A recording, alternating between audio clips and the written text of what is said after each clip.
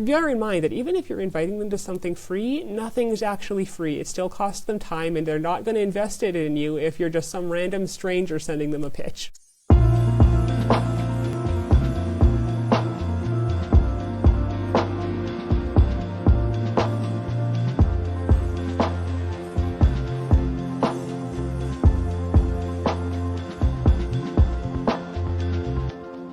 Well, hello and welcome back to the Amanda Kaufman Show.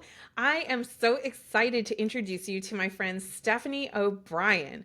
So Stephanie did such a good job of connecting with me in a really authentic and connecty kind of a way. She helps coaches with their package design, with showing up, with their networking in a way that is really, really powerful. And I invited her. I said, let's talk about it on the podcast. She applied, and here she is.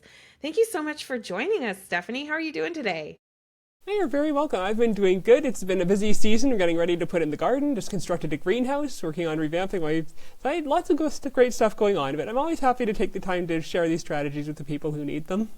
I love it. That's so good. So, Stephanie, I love asking people, what drew you to the business that you're in now? Why help coaches? Because once I started meeting them, I was actually originally a fiction writer, but once my mom got into coaching, I went with her to learn how to use my fiction writing for nonfiction. I just fell in love with coaches as I met them. All these amazing people who are trying to be their best selves, live their best lives, get past all the mental crap that keeps people just on autopilot and letting life happen to them as opposed to shaping their lives. All these people who are trying to do such amazing things in the world. But I did find as I was meeting them, sometimes they were kind of too educated for their own good.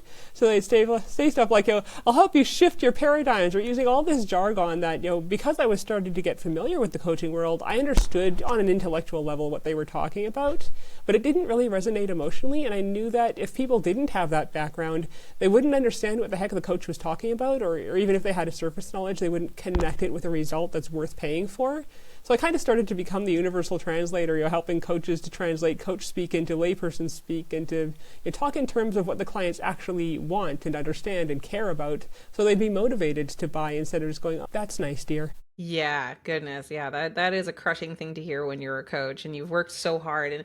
And I'm laughing because, that's definitely been my experience as well. Like typically somebody who pursues coaching and building an expert business, they do have the expertise. They are really smart. And the disconnect that can happen, and also the doubt that people really want to hear about it. Like if you're really geeky or nerdy on a topic, it can be kind of hard to believe that you can actually speak in such a way that causes people who have not had your lived experience, that are outside of your normal bubble of connection, would be really interested. So yeah, that makes a ton of sense. So I'm just so curious too, like for you, has a coach ever made a big difference in your life? Like how did coaching impact you?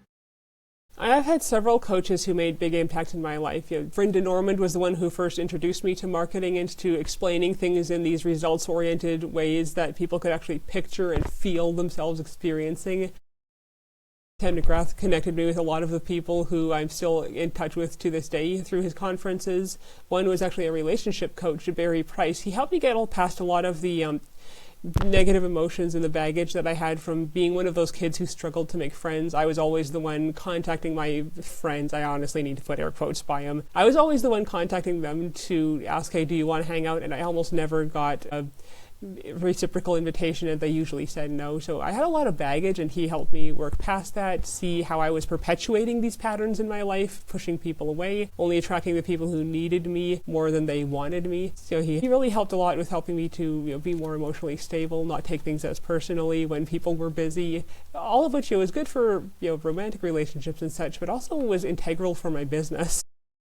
Yeah, absolutely. I started the Coaches Plaza years ago, and when I'm introducing myself to other entrepreneurs and so on, I often say I'm a cleverly disguised relationship coach, because so much of being successful as an expert and being successful in business really is predicated on how you interact with people and how they respond to you in kind, and your ability to generate those high quality relationships and show up powerfully in them. I'm so curious, like, what you've learned so far, like what do you see as maybe the top 3 things that a coach should keep in mind when they want to be really successful in putting themselves out there? You mentioned, the connecting with the lay person or the person who hasn't been through their coaching experience before, what would you tell them?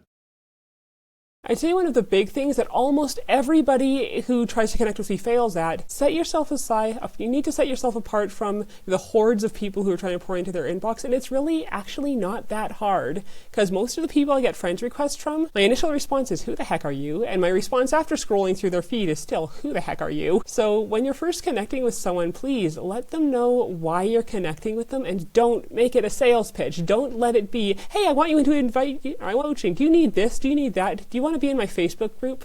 Because that is a perfect way to make someone feel like you're treating them as a number. Like you haven't even checked to see if they need what you're offering yet. So make it more personal and less pitchy. Like, hey, I noticed you in so-and-so group we're both in. I love what you said in your post about so-and-so. I'd like to talk with you about so-and-so. Make it specific. Make it personalized. Don't make them scroll through your feeds trying to figure out who the heck you are or why you're connecting with them. And bear in mind that even if you're inviting them to something free, nothing's actually free. It still costs them time, and they're not going to invest it in you if you're just some random stranger sending them a pitch.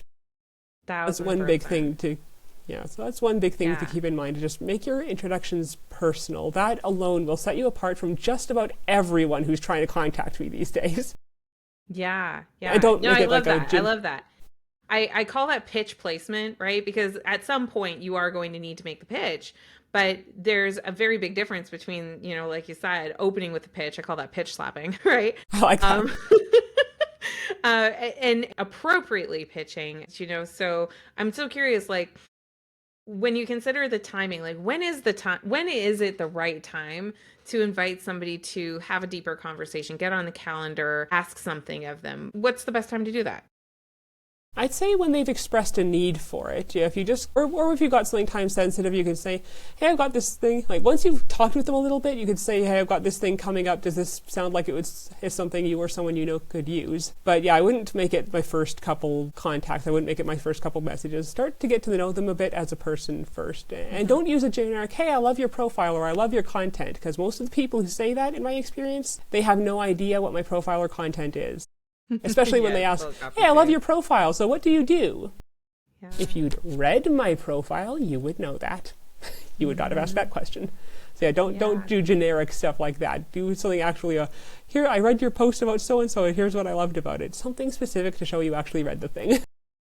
Absolutely. Now, you mentioned like something that can help is having the thing to invite them towards. What do you recommend that people do in that regard? Like, is it speaking engagements, workshops? Like, is there a particular thing you found works the best? I like to tailor it to the individual person. Somebody has expertise that I think my audience could use. I invite them to an interview swap. If I notice they're struggling in an area that I help them with, I invite them to a breakthrough session. If they're struggling in an area that a friend of mine can help with, I invite them to, I ask them if they want me to connect them with my friend. So yeah, there isn't really one blanket thing. It depends on their needs. And I think that's the big difference between, pitch slapping and genuinely helping people with your offers, is that they've expressed a need and that you're offering something that's tailored to the need they've expressed. I'm so curious, like how many hours a day do you think this method takes, or this approach? It depends. It depends on how big an audience you already have, how much you need to spend time building up that audience. Some people I know only take like an hour or so on social media, or even less than that a day. Some people do more. So it kind of depends how many people you already have in your audience to reach out to, how much you want to build up the audience, and how fast you want to scale, and how effective your messaging is. The more effective your messaging is, the fewer people you have to reach to get the number of clients you need.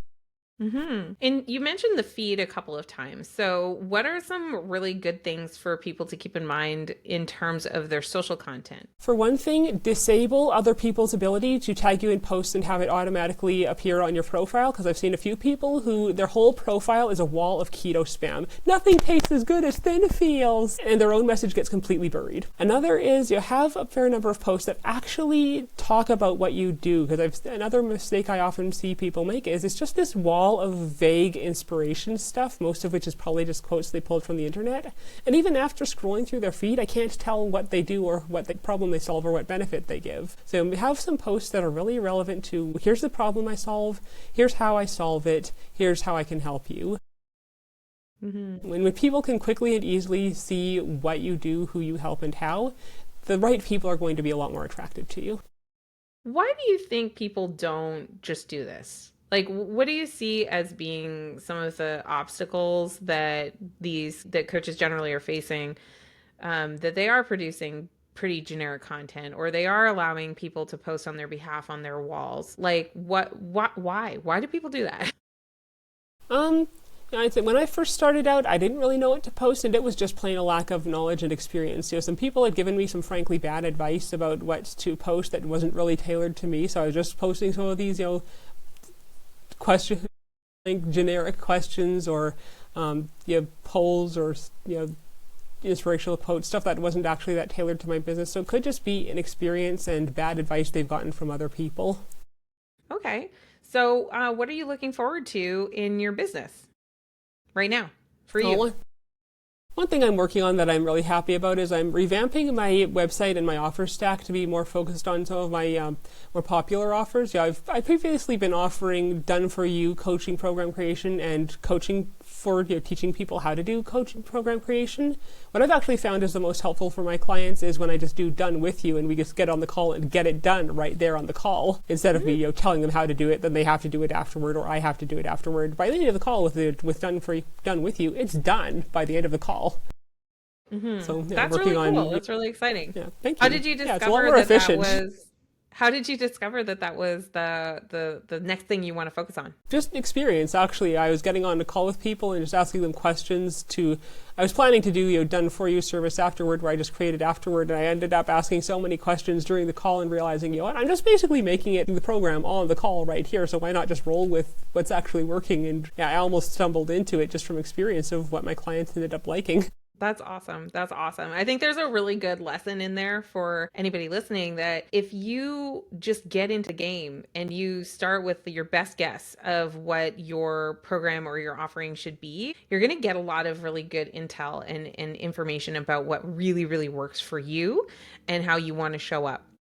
I love it. So if there was Absolutely. like one thing that you wished that more coaches really knew to be more successful, what's that one thing? I think a big thing is the thing I was touching on earlier is treat the people you're connecting with like people, not like prospects. Don't go straight into pitching them. Don't go straight into asking invasive questions that you frankly don't have the right to be asking at that stage. Just start connecting with them as people. Don't worry about having to get the sale every time or having to go straight to learning about their struggles. You can talk with them about life in general. I talk with them about their pets, their vacations, their family. This helps to build a foundation that will make them more open to buying from you and to talking with you about their problems, because they know that you see them as a person, not just as a prospect. This is So kind good, of so probably good. the Yeah. number one mistake that most of the people in my inbox make with me trying to pitch to me. Excuse me. Yeah, I completely agree. I think like there was definitely a stage in my business where I was scared to open my messenger, and it was because I just knew like it was just filtering a bunch of pitches. And I always try to remember an inbox is a convenient organization system for other people's agendas. And so it's so important as a coach and as a role model that we are setting that standard. And that's not to say you should leave your inbox to, never be visited again, which was a strategy I tried that's not so good, but rather just be thoughtful about what's probably in there. What are people probably wanting from you? What kind of connection are people wanting to have? And like I use like the example of our relationship, in fact, right? Because as I recall, one of us sent a friend request to the other person. I can't even really remember, but we started doing a little bit of dialogue and back and forth. And when I found out what you were doing with your business, I just really remember this. When I learned that, I was like, well, the best way that I can help you is probably, and I gave you a couple of ways. And, so then you were able to take an action that was awesome for you. And here we are, right? We're on a Yep. podcast, we're making some content together, we're having high quality conversation. Like, I think that years ago, I didn't have a lot of guests for podcasts. I didn't have a lot of opportunities for collaboration. I didn't have as many people coming into my inbox for the quote unquote right reasons, which of course would be like to buy something or to collaborate in some way. Like I wasn't getting that inbound flow. And what I realized is that I had put a huge wall up because I was so scared of terrible pitches. Now, just on the terrible pitch thing, anybody listening, you don't have to answer any of them. Like there's no have to in this business at all. Like you don't have to do this business. But if you are committed to success, connection is absolutely key. So, Stephanie, what do you recommend somebody do if they are really committed to building more connection, making this more of a priority, increasing their consistency? Like they're signed up. They really want to be successful with connecting with others. What's their next big move? A strategy I like, I get onto some networking calls. I've actually got a list. If people want to, say, DM me on Facebook, I can send them the list of networking events I'm in. So I go to these networking events and I pay special attention to three certain types of people. One, obviously, is potential clients who might need my services. Another is people who provide what could be the step before me in my client's journey, who might then, once their clients are done working with them, might send them on to me. And the third is people who handle the step after me in the client's journey, who might sometimes run into clients who aren't ready for their services and who need those prerequisite steps. For example, let's say someone helps people sell their program on stage. Well, if the person doesn't have a program to sell, they can't help, so they could refer that person to me. I get them ready and then send them back. So those are the three types of people I really, thank you. Yeah, those are three types of people I really pay attention to on networking calls. Absolutely. I think it is widely understood that, referrals are a great source of business and so is networking. But I really liked your breakdown of like, it's particularly business partners who, and I like that idea of like the before and the after of the overall journey. That's clever. That's really cool. Thank you. So, Stephanie, how can people follow you? The best way is on Facebook. The link should be with the show notes. So it's easy to find, easy to click. And feel free to send me a DM if you want to connect. I love it. I understand you have a free resource that might be really useful for them if they send you a message. Yeah, it's called How to Pick a Coaching Topic That Sells, and it focuses on practical strategies for getting into groups, networking in them, being actually welcomed and coming across as a person who wants to help instead of just a pitch bot, and connecting with people in a way that makes them want to talk with you about their problems, their needs, their desires, and how you could help them, as well as questions you can ask to get more information about that. So you can use that to pick your coaching topic, pick your selling and teaching points, and generally connect with people in a way that's relevant to their desires. So if you want that, you can feel free to DM me with coaching topic and I'll know to send it to you. It's really cool. Thank you so much. It's very generous, Stephanie. And thank you so much for joining me on the show. You're welcome. Thank you so much for having me and for asking such great questions. Yeah, my pleasure. My pleasure. And dear listener, make sure you hit the subscribe button so that you don't miss another episode. And go ahead and forward this episode to maybe you have one or two or even three friends that are building a coaching business and they want to get some real traction. Make sure they're listening to this show because we talk about a lot of different strategies that are going to move them forward. And I love some of the things that Stephanie was talking about some of the insights on the networking and what you can do there, and very specifically building relationships that count and that really matter. And of course, if you love the episode, go ahead and leave us a review because that helps people make the decision to choose our show among all of the different shows that they could choose. And we really appreciate every single review that we get. Well, thank you so much for joining us, and we'll see you in another episode. And until then, make sure you do what matters.